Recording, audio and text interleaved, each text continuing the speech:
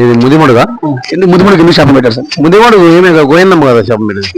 ఎందుకు పెట్టింది సార్? ఎందుకు పెట్టింది సార్? ఆయన మా కుమారుడు దేశించారం పోయినప్పుడు గుర్రం మీద వాళ్ళు హేళన చేసింది. మీ అమ్మ గాజు పూజ తీయలేదు కదా, ఆ హేళన చేసినప్పుడు ఈమె శాపం పెట్టింది. ఇప్పుడు ఆ ఊరు అట్లే ఉంది, మంచిగా ఉందా? అట్లా కీలపడిపోయింది కదా ఊరు. ఇప్పుడిప్పుడు కొద్దిగా పుంజుకుంటా ఉంది. ఇంతకుముందు కీలపడిపోయింది, ఏం లేదు. ఆ ఊళ్ళో దగ్గరగా 100 కుటుంబాలు ఉన్నాయంట. ఆ కుటుంబాలన్నీ పోయినాయి. ఇప్పుడు కొద్దిగా ఒక రకంగా ఉండాలి. నేను కూడా మొన్న పోయి వచ్చిన ఊరికి. అప్పుడు రాజులు పరిపాలించి నవాబులది కోటలు ఉన్నాయి, అన్ని ఉన్నాయి.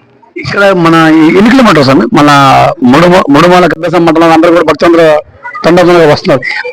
ముఖ్యంగా ఏంటంటే ప్రచారం చేయడం వల్ల. ఈ ప్రచారం అనేది గ్రామాల్లో భజన జరగాలి, గ్రామాలలో ధ్యానం అంటే సాధన జరగాలి. సంవత్సరానికి వచ్చే ఉగాది రోజున, ఆరాధన రోజున, ఈ ఆరాధనప్పుడు ఖచ్చితంగా మఠానికి వెళ్ళాలి. అదే నా యొక్క సంకల్పం స్వామి. దీనిపైన మీరు మీ అభిప్రాయం? తర్వాత ఇంకోటి, భక్తులు ఎలా నడవాలి? గురువు లేందే శిష్యుడు లేడు. మెయిన్ గురువు. ఆ గురువే మీరే మాకు గురువు. మాకు ఇంకా జేజనాన్ని మేము చూడాల, సిద్ధయ్య స్వామిని మేము చూడాల. అది 4 తరాలు అయిపోయింది, అన్ని 400 సంవత్సరాలు అయిపోయింది. ఇప్పుడు ఉండేది చిన్న చదువు లేక, అదే మాకు మిడిమిడి జ్ఞానం అంటే మాకు తెలియదు కదా.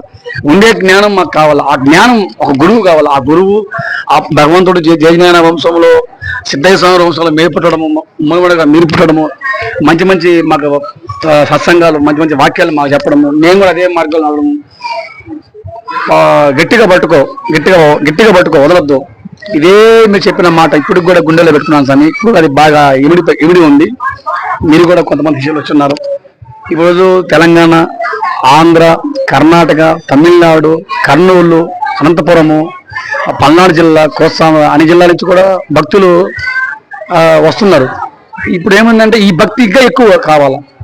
మీరు గురు బోధన చేయాలి. మీరు కూడా ఇంకా పైనుంచి గ్రామాల్లో సందర్శించాలి. ఈరోజు సిద్ధయ్య స్వామి వారి యొక్క చరిత్ర, జైన చరిత్ర మీరు కూడా అన్ని గ్రామాల్లో తిరగాలి.